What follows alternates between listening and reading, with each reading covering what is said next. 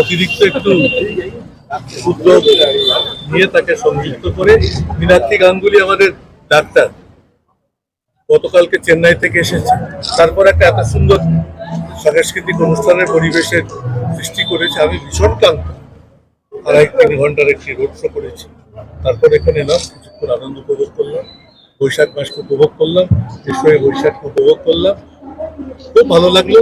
এবার ফিরে যাব, তারপরেও কাজ আছে। এত মানুষ উপস্থিত হয়েছে, মনে হচ্ছে কি ভোটের পাশে এটা করবে এই 12 নম্বর ওয়ার্ডে? মানুষ প্রচুর দেখলাম জীবনে, 9বার জিতেছি কলকাতা শহর থেকে, এবার 10 বারের প্রতিদ্বন্দ্বিতায় নামছি।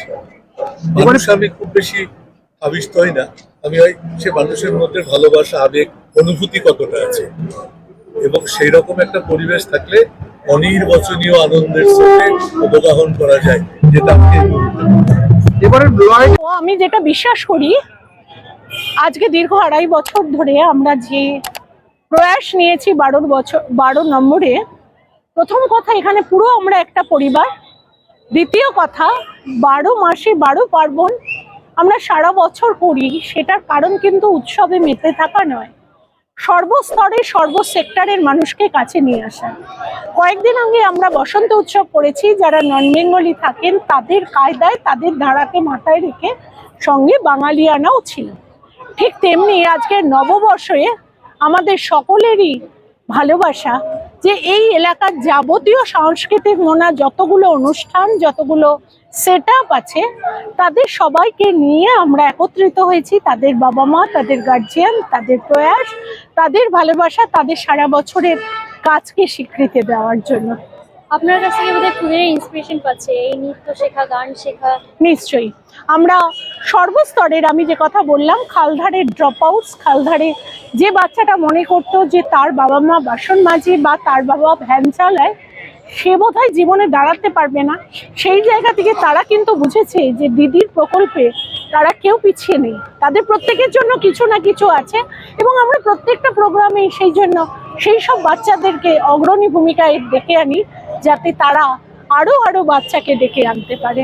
আমাদের এখানে একটা কেএমসি স্কুল আছে, আমাদের এখানে 12টা যে স্কুল আছে, হিন্দি, বাংলা, জৈন, প্রত্যেকটা জায়গায় আমরা সব সময় দিদির স্নেহের পরশে প্রত্যেকটা বাচ্চা যাতে আরো বেশি শিক্ষিত হয়ে ওঠে, সেই জায়গাটা তৈরি করতে চাই।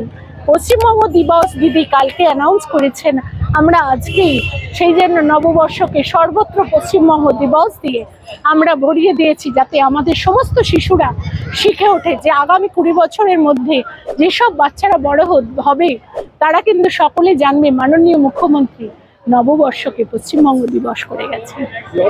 আনন্দের নববিকিরণে থাকবে আগামী দিনের জন্য আমাদের বার্তা আমাদের সকলের মাননীয় মুখ্যমন্ত্রী সমস্ত সময় দেন, আমরা তার যোগ্য সৈনিক হতে চাই। আমরা শুধু দিদিকে অনুসরণ করাটাই আমাদের কাজ, এবং দিদির কাজটাকে পরিপূর্ণভাবে সঠিক রাস্তায় নিয়ে যাওয়াই আমাদের কাজ। তার জন্য আমাদের সঙ্গে রয়েছেন মাননীয় অভিষেক বন্দ্যোপাধ্যায়, রয়েছেন আমাদের অভিভাবক সুদীপ বন্দ্যোপাধ্যায়, এবং সর্বোপরি সকল নেতা নেত্রীদের ভালোবাসায়, ঐকান্তিক ইচ্ছায় প্রত্যেকটা সোশ্যাল সেক্টরের কাজকে মানুষের দরজায় দরজায় পৌঁছে দেওয়া, সেটাই পৌর প্রতিনিধি হিসেবে আমি কর্তব্য মনে করি। সামনে লোকসভা নির্বাচন, এই লোকসভা নির্বাচনে এবার কলকাতা উত্তর একটা অন্যতম দৃষ্টান্ত হতে চলেছে। আমি 12 নম্বর ওয়ার্ডের কনভেনার না, আমি 12 নম্বর ওয়ার্ডের ফ্যামিলি, আর আমার ওদের সঙ্গে প্রতিনিয়ত মানে সপ্তাহে 3 বার করে দেখা হয়। তো ওরা ভালো থাকবে, আমি ভালো আছি, ওরাও ভালো আছে, এবং আমরা এই পুরো 12 নম্বর ওয়ার্ডের মহলটাকে সুন্দর করে রেখেছি।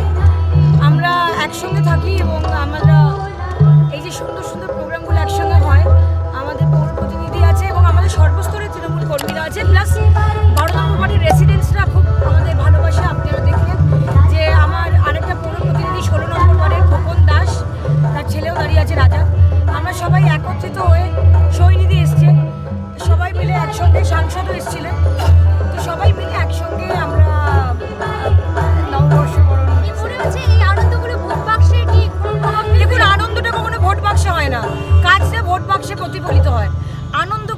ব্যালট বাক্সে প্রতিফলিত হয় না, এবং আমরা চাই না যে বর্ষবরণটাকে কোনো পলিটিক্যাল ইভেন্ট করতে।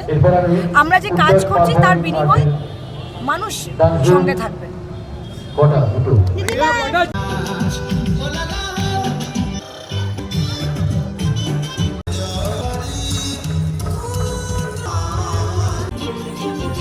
পশ্চিমবঙ্গ দিবস পালন 12 নম্বর ওয়ার্ডের পৌরমাতা ডক্টর মীনাক্ষী গঙ্গোপাধ্যায়। বিভিন্ন ধরনের অনুষ্ঠানের মধ্যে পালিত হলো পশ্চিমবঙ্গ দিবস।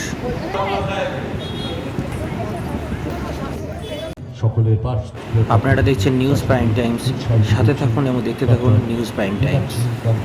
সকলকে অনুরোধ করবে